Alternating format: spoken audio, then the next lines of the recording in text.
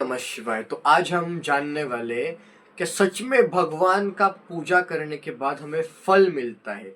मतलब हम भगवान को जो हम फूल चढ़ाते हैं, बेलपत्र चढ़ाते हैं भगवान शिव को, या नारियल या गेहूं चावल जो भी चढ़ाते हैं, तो उससे हमें फल मिलता है।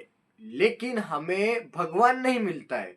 हमें मन चाह हमारे मन में जो भी होगा, भौतिक सुख की जो प्राप्ति होगी वो होगी, लेकिन आध्यात्मिक सुख की कोई भी प्राप्ति नहीं होगी। क्यों?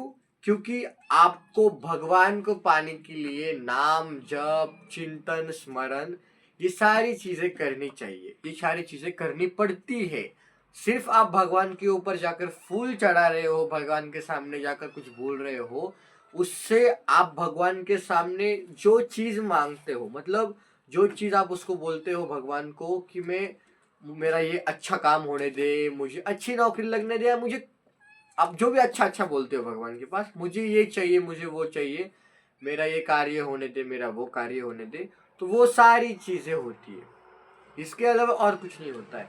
क्योंकि भगवान के पास हम जब जाते हैं और उसकी पूजा करते हैं और उससे कुछ हम मांगते हैं, तो आपको सिर्फ जो आप मांगते हो वो भौतिक सुख के रूप में मिलता है, आध्यात्मिक सुख के रूप में नहीं मिलता है। आप जब भगवान की पूजा करते हो तो आपको सिर्फ आनंद मिलता है। आप भगवान के पास जाते हो तो आपको आनंद मिलता है, क्योंकि आप भौतिक सुख भगवान से मांगते हो। आप बोलते हो भगवान मुझे नौकरी लगा दे, भगवान आप मेरा ये अच्छा कर दे, भगवान आप वो अच्छा कर दो। तो ऐसा हम भगवान को बोलते हैं। लेकिन क्या आप सच में कभी सोचा है आपने, मुझे आप कमेंट करके बताना, कि आप भगवान को पाने के लिए मंदिर में जाते हो? क्योंकि भगवान को पाने के लिए आपको सबसे जरूरत है वो करना होगा, वो है चिंतन, नाम स्मरण। कंटिन्यू भगवान के नाम का जाप आपके मुख में चाहिए, कंटिन्यूअसली। उसके बाद ही आपको भगवान मिलते हैं। और भगवान का जो नाम स्मरण है, यदि आप उसको करते हो तो ही आपको कोई चीजों का ये मिलता है। जैसे कि आप भगवान का नाम कंटिन्यू जप कर रहे हो, राम राम राम राम कर रहे हो, या ओम नमः शिवाय ओम नमः शिवाय, किसी भी आप मंत्र का जप करते हो, तो वो चीज आपको मिलती है। मतलब यदि आप भगवान के नाम का करते हो, तो भगवान, आप जिस भगवान की मंदिर में पूजा करते हो, देखो जो कर्म कांड बोलते हैं इसको, जो आप मंदिर में भगवान की पूजा करते हो, उसको फूल चढ़ाते हो, आप उसको बेल चढ़ाते हो, आप उसको नारियल चढ़ाते हो, उसका श्रृंगार करते हो, वो सब कर्म कांड है। क्या है वो सब? कर्म कांड। और कर्म कांड से ही हमारे अध्यात्म की शुरुआत होती है। जब हम कर्म कांड करते हैं, मतलब हमारे अंदर भावनाएं उत्पन्न होती है भगवान की, हम भगवान को देख सकते हैं, हम भगवान को फील कर सकते हैं, अनुभव कर सकते हैं। उसके बाद ही हम कई सालों बाद जब हम पूजा करते हैं, पूजा पाठ करते हैं, आरती करते हैं, घंटा बजाते हैं मंदिर में जाके, उसके कई सालों बाद ही हमें ध्यान, चिंतन, स्मरण करने के हमारे दिमाग में सोच आता है, ख्याल आता है। उसके बाद ही हम ये सारी चीजें करते हैं, और उसके बाद ही हमें भगवान मिलते हैं। उसके बाद ही हम कहीं पर भी, घर पर भी बैठकर अगर चिंतन या स्मरण करें ना, तो हमें साक्षात जिस भगवान की हम मंदिर में पूजा करते, साक्षात वो भगवान हमें दिखाई देते। आप इसको करके देखना। आप जो भी भगवान का पूजा करते हो, भगवान शिव जी, भगवान विष्णु जी, कृष्ण जी, राम, दत्त भगवान, महाकाली, गणपति बप्पा, बजरंग बली, श्री राम, जितने भी भगवान की आप पूजा करते हो, आप उनका बस चिंतन करना, उनका कोई मंत्र जप करना, उनका नाम जप करना। आपको, आप सोचोगे नहीं कि वो सेम जो मंदिर में आप जिसकी पूजा करते हो, वो स्वयं आपके सामने आएगी, वो स्वयं आपको दिखाई देगा। और आप घर बैठे या फिर कहीं और बैठकर भी उनकी पूजा, उनका ध्यान, स्मरण, चिंतन कर सकते हो।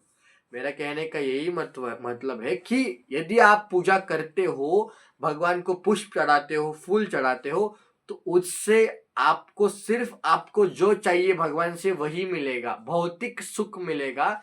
लेकिन आपको यदि भगवान चाहिए तो उसके लिए आपको चिंतन, जाप, नाम स्मरण करना होगा, भगवान का नाम कंटिन्यूअसली जप करना होगा। उसके बाद ही जाके आपको भगवान मिलेगा। लेकिन कर्मकांड करना जरूरी है, क्योंकि हम जैसे स्कूल में जाते हैं, हम फर्स्ट सेकेंड थर्ड, हम हर एक चीज को सीखते हैं, वैसे ही हम मंदिर से हर एक चीज को सीखते हैं कि भगवान का नाम क्या है, भगवान की आरती क्या होती है, हर भगवान की आरती, हर भगवान का नाम, हर भगवान का मंत्र, उद्देश्य सब भगवान का एक ही होता है कि भगवान के अंदर से ऊर्जा मिलती है हमको, वो सबका एक ही होता है, पॉजिटिविटी मिलती है। लेकिन सब भगवानों के नाम अलग अलग है, तो हमको सबके बारे में जानने का पता चलता है। उसके बाद हम जो भगवान का मतलब जो भगवान हमें प्रसन्न होते हैं या जो भगवान का हम करते हैं, हम दिल से हम उस भगवान का पूजा करते हैं, और उनको ही हम आगे भी हमारे जीवन में भविष्य काल में हम उनकी पूजा, उनका नाम जप करते हैं। तो आप जब भी मंदिर जाओ तो आप देखना कि शुरुआत हमारी वहीं से होती है, पूजा करे, नारियल फोड़ते, फूल चढ़ाते, तभी हमको भगवान के प्रति भावनाएं, फीलिंग्स हमारे मन के अंदर आना शुरू होता है। तो धीरे धीरे यही चीजों से ही हमारा अध्यात्म का शुरुआत होता है। तो ऐसे होता है भगवान को पाने का रास्ता।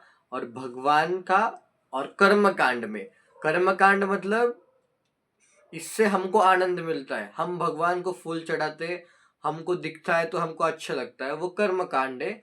और हम भगवान का नाम जप करते, हमारे अंतर मन में, हमारे आत्मा में कंटिन्यूअसली हमारे मुख में भगवान का नाम रहता है, तो वो होता है रियलिटी में भगवान को पाने का रास्ता। और जो कर्म कांड आप करते हो वो है आपको जो चाहिए भगवान से, भौतिक सुख पाने का रास्ता। तो यही फर्क था कर्म कांड में और भगवान को पाने में। कर्म कांड में आपको भौतिक सुख मिलता है, और नाम जप स्मरण में आपको भगवान आध्यात्मिक सुख मिलता है। हर हर महादेव।